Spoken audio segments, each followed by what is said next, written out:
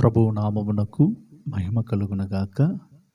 యేసుక్రీస్తు వారి నామములో మరొకసారి కూడా వందనములను తెలియజేస్తూ ఉన్నాను.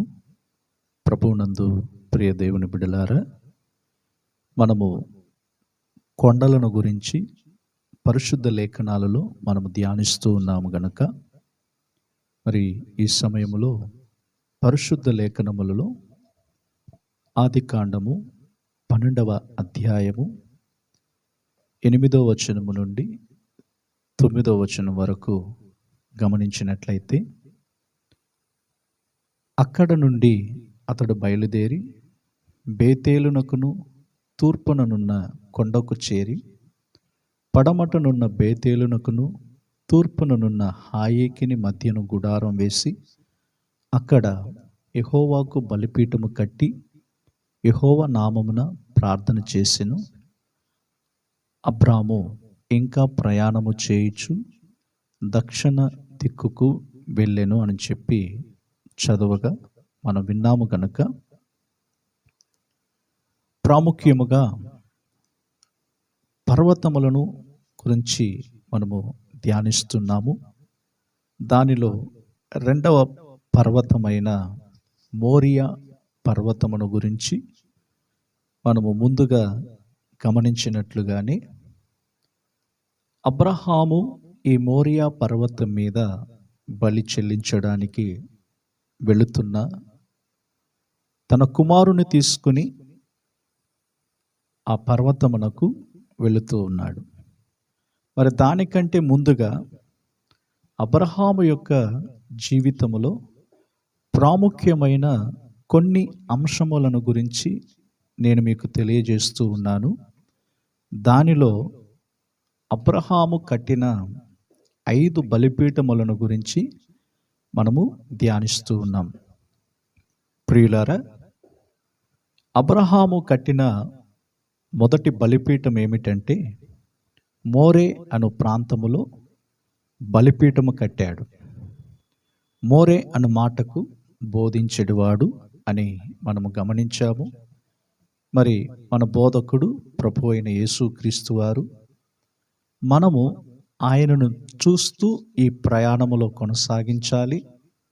అలాగే మన బోధకుడు మనకు ఏదైతే బోధిస్తూ ఉన్నాడో, మన జీవితంలో కూడా ఇతరులకు దానిని తెలియజేస్తూ సువార్తను ప్రకటిస్తూ, సువార్తను ప్రకటించే బోధకులు ఎలా ఉండాలో మనము గడిచిన భాగములో నేర్చుకోగలిగాం.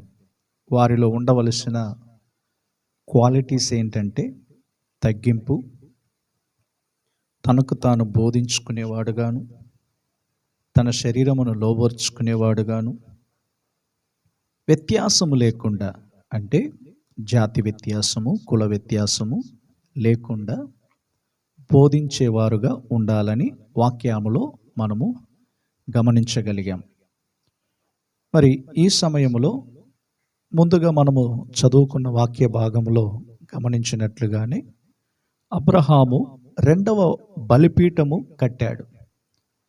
ఆ 2వ బలిపీఠము ఎక్కడ కట్టాడు అని మనము గమనించినట్లయితే, బేతేలునకును హాయేకిని మధ్య ఒక గుడారం వేశాడు. అక్కడ యెహోవాకు బలిపీఠమును కట్టి యెహోవా నామమున ప్రార్థన చేసెను. వాక్యములో మనము చదువుతూ ఉన్నాం. బేతేలునకును హాయేకిని మధ్యలో బలిపీఠము కట్టినటువంటి ఈ అబ్రహాము యొక్క జీవితములో అనేక ఆశీర్వాదములనేవి పొందుకోగలుగుతూ వచ్చాడు. మరి ఒక్కొక్కసారి కూడా బలిపీఠము కడుతూ వచ్చాడంటే దాని ఉద్దేశం ఏమిటంటే, అబ్రహాము యొక్క జీవితములో విశ్వాసం అనేది అంచెలంచెలుగా అతడు ఎదుగుతూ వచ్చాడు. తదుపరి అబ్రహాము విశ్వాసమునకు తండ్రి అని పేరు పొందాడు. ఒక వ్యక్తి క్రైస్తవ జీవితంలోనికి వచ్చిన తర్వాత బలిపీఠములనేవి కట్టడము అంటే దాని అర్థం ఏమిటంటే, దేవునికి సంపూర్ణముగా మనము సమర్పించుకునే జీవితమును సూచించుచూ ఉన్నది.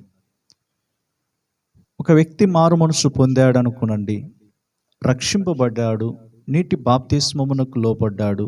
మరి అతడు దేవునికి సంపూర్ణముగా సమర్పించుకునే వ్యక్తిగా మారాలి.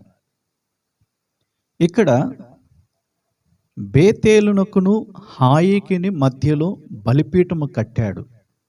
బేతేలు అని పేరుకు అర్థం ఏమిటంటే దేవుని ఇల్లుకు సూచనగా ఉన్నది. బేతేలుకు అర్థం ఏమిటంటే దేవుని ఇల్లు అనగా ఆయన ఆశీర్వాదములకు ఒక ఇల్లుగా మార్చబడుతూ ఉన్నది. హాయి అనగా పోరాటమునకు సూచనగా ఉన్నది. హాయి అనగా పోరాటమునకు సూచన. మనము ఎప్పుడైతే ఆశీర్వాదములను పొందుకుంటూ ఉన్నామో మన జీవితంలో పోరాటములు కూడా ఎదురవుతూ ఉంటాయి. పోరాటములు ఎదురవుతూ ఉన్నప్పుడు ఈ దేవుడు ఇచ్చిన ఆశీర్వాదములన్నీ కూడా మనం మర్చిపోతూ ఉంటాం. సమస్యలు మనకు ఎదురవుతూ ఉన్నప్పుడు, కష్టములు మనకు ఎదురవుతూ ఉన్నప్పుడు, దుఃఖం మనకు ఎదురవుతూ ఉన్నప్పుడు ఇవన్నీ కూడా తలంచి మనము దేవుడు మనకిచ్చిన ఆశీర్వాదములనేవి మరచిపోతూ ఉంటాం. కనుకనే హాయికిని బేతేలునకును మధ్య అబ్రహాము ఏ విధంగా గుడారం వేసి బలిపీఠమును కట్టాడో, అలాగే ఆశీర్వాదములను పొందుకుంటున్న మన జీవితాలలో పోరాటములు ఎదురైనా కూడా, సమస్యలు మనకు ఎదురైనా కూడా దేవుడు మనకు చేసిన మేళ్ళనేవి మరచిపోకూడదు. సాతాను యొక్క ఉద్దేశం ఏమిటంటే దేవుడిచ్చిన ఆశీర్వాదములన్నీ కూడా మరచిపోయేటట్లు పలు పోరాటాలను తీసుకుని వస్తూ ఉంటాడు. పోరాటముల గుండా వెలుచున్న వ్యక్తులను మనం అడుగుతూ ఉన్నప్పుడు వారు చెప్పే మాట ఏమిటంటే దేవుడు ఏం మేలు చేశాడు అని అంటారు. నా ప్రియ దేవుని బిడ్డలారా, దేవుని పిల్లలమైనటువంటి మన జీవితాలలో దేవుడు మనలను ప్రేమించి అనేక మేలును చేస్తూ వస్తున్నాడు. కనుక దేవుని వాక్యములో నీతిమంతులకు ఆయన మేలు చేసే దేవుడై ఉన్నాడు. తన కుమారులకు కుమార్తెలకు ఆయన మేలు చేసే దేవుడై ఉన్నాడు. దేవునిని ప్రేమించే వారికి సమస్తమును సమకూడి జరుగుచున్నవని చెప్పి మనం వాక్యములో చదువుతూ ఉంటాం. ఇవన్నీ కూడా మనకు హృదయములో ఉన్నప్పటికీ ఒక చిన్న సమస్య మనకు ఎదురైనప్పుడు, ఒక పోరాటములో మనము చిక్కుకున్నప్పుడు దేవుడు చేసిన గొప్ప మేలన్నిటిని కూడా మనం మరచిపోతూ ఉంటాం. దేవుడు చేసిన మేలన్నిటిని కూడా మరచిపోతూ ఉంటాం. ఎందుకంటే ఈ పోరాటములనే మనము గుర్తించే వారముగా ఉంటున్నాం. కానీ ఈ పోరాటముల మధ్యలో కూడా దేవుడు అనేక ఆశీర్వాదములు మనకి ఇచ్చాడని చెప్పి గుర్తించలేకపోవడమే దానికి కారణమై ఉన్నది. కనుక మనలను గురించి మనము చింతిస్తూ ఉంటాం, మనలను గురించి మనం ఆలోచిస్తూ ఉంటాం. దేవుడు మనలను ప్రేమించి అనేక విధములైనటువంటి అద్భుతాలు చేస్తున్నప్పటికీ అద్భుతాలు చేయుచున్న దేవుని మీద మనము కేంద్రీకరించకుండా మన పోరాటములనే మనం పెద్దవిగా మనం చేస్తూ ఉంటాము, వాటిని చూస్తూ ఉంటాం. నాకు ఈ పోరాటం ఉంది, నాకు ఈ సమస్య ఉంది, నేను ఇలాగా ఈ మార్గములో వెళుతూ ఉన్నాను, ఎన్నో ఆశీర్వాదములు ఒకప్పుడు దేవుడు నాకు ఇచ్చాడు, కానీ ఈ పోరాటముల గుండా వెళుతున్నప్పుడు నేను ఏ ఆశీర్వాదములు అనేవి అనుభవించలేకపోతున్నానని చెప్పి చాలామంది చెప్పేటువంటి మాటలను మన చెవులారా వింటూ ఉంటాం. నా ప్రియ దేవుని బిడ్డలారా, అబ్రహాము యొక్క జీవితములో బేతేలునకును హాయికిని మధ్యలో ఒక బలిపీఠము కట్టడానికి మొదలుపెట్టినప్పుడు అతని జీవితములో దేవుని నామమున ప్రార్థన చేసేవాడుగా మారాడు. మన జీవితంలో ఒక బలిపీఠం మనం కడుతున్నామంటే దేవుడిచ్చిన ఆశీర్వాదములు ఉన్నప్పటికీ, పోరాటములు ఉన్నప్పటికీ వాటి మధ్యలో కూడా మనం ప్రార్థన చేయాలంట. దీని యొక్క అర్థము అదే. బేతేలునకును హాయికిని మధ్యలో ఒక గుడారం వేసి యెహోవా నామమున ప్రార్థన చేసెను. చూడండి, దేవుని నామమున ప్రార్థన చేసేటువంటి వ్యక్తులు బలిపీఠమును కడుతున్నారంటే, ఆ బలిపీఠము కట్టే దానికి అర్థం ఏమిటంటే దేవునికి సంపూర్ణముగా సమర్పించుకునేటువంటి వారుగా ఉండాలని మనకు తెలియజేస్తూ ఉన్నది. కనుక యాకోబు పత్రిక 5వ అధ్యాయము 13వ వచనములో గమనించినట్లయితే, మీలో ఎవనికైనను శ్రమ సంభవించినా అతడు ప్రార్థన చేయవలెను, ఎవనికైనను సంతోషము కలిగినా అతడు కీర్తనలు పాడవలెను. మనలో ఎవరికైనా శ్రమ సంభవించినప్పుడు ఏం చేయమంటున్నాడు ఇక్కడ? అతడు ప్రార్థన చేయాలంట. మరి మనలో అనేక సమస్యలు మనకు ఎదురవుతూ ఉంటాయి, అనేక కష్టాలు మనకు ఎదురవుతూ ఉంటాయి, అనేక సందర్భాల్లో దుఃఖముతో మనము కూర్చొని ఉంటాం. నా ప్రియ దేవుని బిడ్డలారా, మనము ప్రార్థన చేయడం తప్ప వేరే ఏది కూడా మనము చేయలేం. ఎందుకంటే ప్రార్థన ద్వారాగా అనేక కార్యములను దేవుడు చేస్తూ ఉంటాడు. అనేక జయం అనేది మనం పొందుకోగలుగుతూ ఉన్నాం. కనుకనే ప్రార్థన అనేటప్పుడు మనము నీరసిల్లిపోతూ ఉంటాం. ప్రార్థన చేయడానికి మనం ఇష్టపడం కొన్ని సందర్భాల్లో. ఎందుకంటే మనకున్నటువంటి లైఫ్ బిజీ లైఫ్ అయిపోయింది. సమయము కూడా దొరకలేనటువంటి స్థితిలో మనం ఉంటున్నాం. చాలామంది చెప్పే మాటలు ఏమిటంటే, ప్రార్థన చేసుకుంటున్నారా అని అడిగితే, అయ్యో పాస్టర్ గారు, మేము ప్రార్థన చేసుకోలేకపోతున్నాము, మేము చాలా బిజీగా ఉన్నామని అంటుంటారు. సమయము మనము తీసుకోవాలి. సమయం మనకు కల్పించదు, కానీ మనమే ఆ సమయాన్ని కల్పించుకుని దేవుని సన్నిధిలో ప్రార్థన చేయాలంట. చాలామంది భక్తులు దైవజనులు చెప్పే మాటలు ఏమిటంటే, వారు ఉత్సాహపరిచే మాటలు చెప్తూ కొన్ని సందర్భాలు చెప్తూ ఉంటారు. మనమే సమయాన్ని కల్పించుకోవాలంట. దైవజనులు కొంతమంది చెప్పిన మాట, మనమే ఆ సమయాన్ని కల్పించుకొని దేవుని సన్నిధిలో ప్రార్థన చేయాలంట. మనము ఆ సమయాన్ని కేటాయించినప్పుడు దేవుడు మన కార్యములను సఫలపరుస్తూ ఉంటాడు. నా ప్రియ దేవుని బిడ్డలారా, ఈ మాటలు వింటున్నటువంటి మీలో ఎంతమంది సమయాన్ని దేవునికి కేటాయించగలుగుతూ ఉన్నారు? మరి నేనైనా సరే, మీరైనా సరే, మనలో ఎవరమైనా సరే శ్రమ కలిగినప్పుడు దేవుని సన్నిధిలో ప్రార్థన చేయడం మొదలు పెట్టాలి. దేవుని సన్నిధిలో మనం ప్రార్థన చేయడం మొదలు పెట్టినప్పుడు దేవుడు మనకు గొప్ప కార్యములు చేస్తాడు.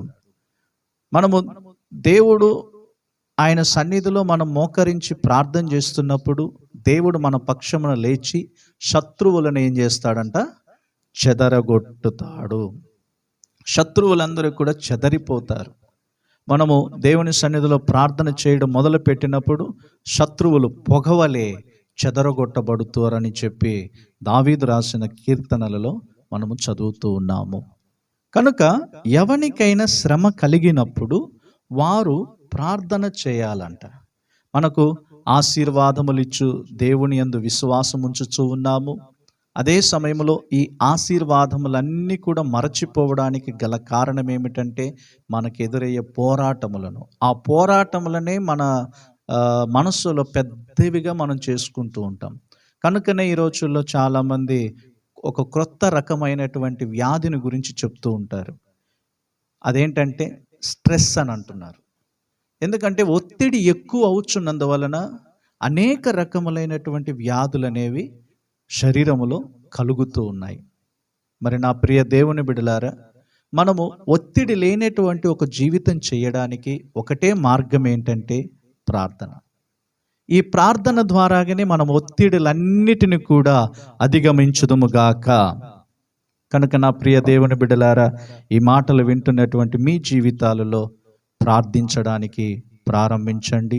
మనం ఎప్పుడైతే ప్రార్థన చేసేవారముగా ఉంటున్నామో మన ప్రార్థనలన్నిటికీ ఆయన జవాబు ఇచ్చును. చివరిగా ఒక మాట చెప్పి నేను ముగిస్తాను. యెషయా గ్రంథము 59వ అధ్యాయము 19వ వచనంలో మనం చదువుతున్నట్లయితే, పడమటి దిక్కునున్నవారు యెహోవా నామమునకు భయపడుదురు, సూర్యోదయము దిక్కునున్నవారు ఆయన మహిమనకు భయపడుదురు. యెహోవా పుట్టించు గాలికి కొట్టుకొని పోవు ప్రవాహ జలముల వలె ఆయన వచ్చునని చెప్పి మనం చదువుతూ ఉన్నాం.